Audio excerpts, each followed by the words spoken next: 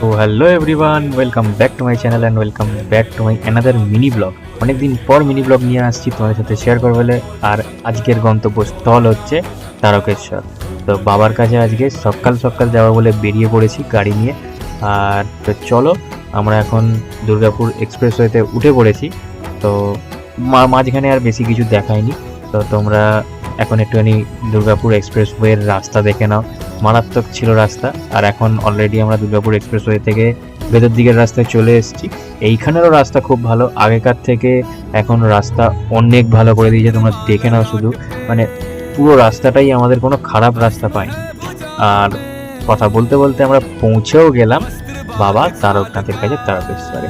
তো এটা হচ্ছে মার্কেট প্লেস, তোমরা তো সবাই জানোই যারা যারা এসছো। তো মার্কেট প্লেস দিয়ে সোজা হাঁটতে হাঁটতে এখানে ঢুকছি মন্দিরের ভিতরে।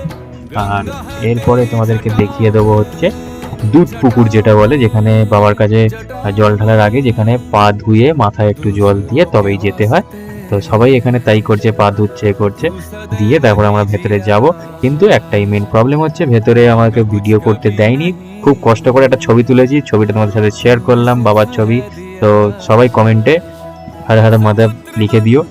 আর অলরেডি আমাদের বাড়ি যাওয়ার টাইম হয়ে গেছে, আমরা বাড়ি ফিরছি।